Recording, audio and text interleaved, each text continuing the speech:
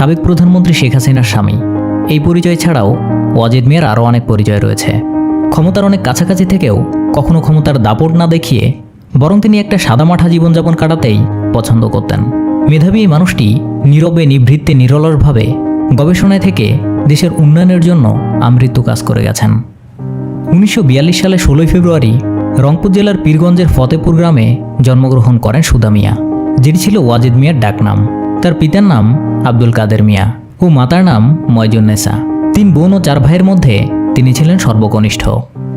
পড়াশোনা শুরু করেন নিজ গ্রামেই। ফতেপুর প্রাথমিক বিদ্যালয় 4র্থ শ্রেণী এবং পীরগঞ্জ থানার হাইস্কুলের 6ষ্ঠ শ্রেণী পর্যন্ত অধ্যয়ন শেষে 1952 সালের জুলাই মাসে রংপুর জেলা স্কুলে ভর্তি হন। আর এখান থেকেই 1956 সালে ম্যাট্রিকুলেশন পাশ করান। এরপর ভর্তি হন রাজশাহী সরকারি কলেজে। এখান থেকে 1958 সালে ইন্টারমিডিয়েট পাশ করান এবং একই বছর ভর্তি হন ঢাকা বিশ্ববিদ্যালয়ের পদার্থবিজ্ঞান বিভাগে। ঢাকা বিশ্ববিদ্যালয়ের পড়াশোনা শেষ করে উচ্চশিক্ষার জন্য পাড়ি জমান যুক্তরাজ্যে। এরপর 1967 সালের সেপ্টেম্বর মাসে যুক্তরাজ্যের ডারহাম বিশ্ববিদ্যালয় থেকে পদার্থবিজ্ঞানে ডক্টরেট ডিগ্রি লাভ করেন। এরপর তিনি বাংলাদেশে ফিরে আসেন এবং একজন ঊর্ধ্বতন কর্মকর্তা হিসাবে ঢাকার পরমাণু শক্তি গবেষণা কেন্দ্রে যোগদান করেন। একই বছর 17 নভেম্বর শবে বরাতের রাতে শেখ মুজিবুর রহমানের জ্যেষ্ঠ কন্যা শেখ হাসিনার সঙ্গে বিয়ে করেন। সে সময় শেখ মুজিবুর রহমান ছিলেন ঢাকার কেন্দ্রীয় কারাগারে।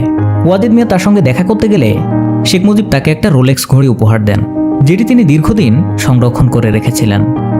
1975 সালের 9 আগস্ট পশ্চিম জার্মানিতে বাংলাদেশের রাষ্ট্রদূত জনাব হুমায়ুন রশিদ চৌধুরীর বিশেষ আমন্ত্রণে ওয়াজেদ মিয়া শেখ হাসিনা, শেখ রেহেনা সহ তার ছেলে জয় ও মেয়ে পুতুলকে নিয়ে জার্মানি সফর করেন। 1975 সালের 15 আগস্ট শুক্রবার সকাল 6:30টায় ঘুম ভাঙে জার্মানির রাষ্ট্রদূতের ডাকে এবং তিনি জানতে পারেন যে বঙ্গবন্ধুকে সপরিবারে হত্যা করা হয়েছে। এরপর 25 আগস্ট আত্মরক্ষা এবং পরিবারের নিরাপত্তার জন্য ভারতে আশ্রয় নেন। ভারতের রাষ্ট্রীয় ক্ষমতায় থাকাকালে ইন্দিরা গান্ধীর সঙ্গে একবার ওয়াজেদ মিয়ার সাক্ষাৎ হয়। এরপর 1975 সালে 3 অক্টোবর ওয়াজেদ মিয়া ভারতীয় আণবিক শক্তি কমিশনের অধীনে যোগদান করেন। এর পাশাপাশি 1976 সালের 1 অক্টোবরে সাময়িক ও দৈনিক ভিত্তিতে ভারতীয় আণবিক শক্তি কমিশন থেকে ওয়াজেদ মিয়ার জন্য একটি পোস্ট ডক্টরাল ফেলোশিপের বন্দোবস্ত করা হয়। এই ফেলোশিপে তাকে বাসা ও অফিসে যাতায়াতের সুবিধার জন্য অতিরিক্ত দৈনিক ভাতা প্রদান করা হতো 62 রুপি 50 পয়সা। এরপর 1977-এর গোড়ার দিকে ভারতের প্রধানমন্ত্রী মোরারজি দেশাই ক্ষমতায় আসার পর 1978 সালে ওয়াজেদ মিয়ার পরিবারের উপর বিভিন্ন ধরনের চাপ ও হয়রানিমূলক কার্যক্রম শুরু হয়, যার কারণে তিনি 1981 সালের দিকে বাংলাদেশে ফিরে আসেন। দেশে এসে তিনি বিভিন্ন ধরনের কাজের সাথে জড়িয়ে পড়েন, বিশেষ করে বাংলাদেশের পরমাণু শক্তি কমিশনের সাথে। এখানে তিনি চেয়ারম্যান হিসেবে নিয়োজিত ছিলেন।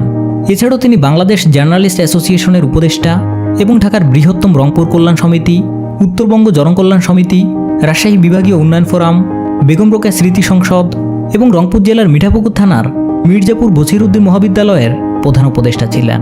তার অনেক গবেষণামূলক ও বিজ্ঞান বিষয়ক প্রবন্ধ জাতীয় ও আন্তর্জাতিক পত্রপত্রিকায় এবং সাময়িকীতে প্রকাশিত হয়েছে। আর তার লেখা 2টি গুরুত্বপূর্ণ বিজ্ঞানভিত্তিক বই হল ফান্ডামেন্টালস অফ থার্মোডাইনামিক্স এবং ফান্ডামেন্টাল অফ ইলেকট্রোম্যাগনেটিক্স। এছাড়াও তার অন্যতম গ্রন্থ বঙ্গবন্ধু শেখ মুজিবকে ঘিরে কিছু ঘটনা ও বাংলাদেশ 1998 খ্রিস্টাব্দে প্রকাশিত হয়। 464 পৃষ্ঠার এই গ্রন্থে বাংলাদেশের বহু রাজনৈতিক ও প্রশাসনিক ঘটনার বর্ণনা রয়েছে। তার আরেকটি গ্রন্থের নাম বাংলাদেশের রাজনীতি ও সরকারের চালচিত্র, যা 1995 খ্রিস্টাব্দে প্রকাশিত হয়।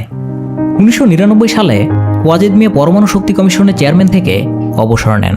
আর এর প্রায় 10 বছর পর অর্থাৎ 2009 সালের 9 মে বিকেল 4:25 দীর্ঘদিন কিডনির সমস্যা সহ হৃদরোগ ও শ্বাসকষ্টে ভুগে ঢাকার স্কয়ার হাসপাতালে 67 বছর বয়সে তিনি মৃত্যুবরণ করেন। মৃত্যুর পর তার শেষ ইচ্ছা অনুযায়ী পীরগঞ্জ উপজেলার ফতেপুর গ্রামে বাবা মায়ের কবরের পাশে তাকে দাফন করা হয়। তো এই ছিল আজকের ভিডিও। আপনি যদি এখানে নতুন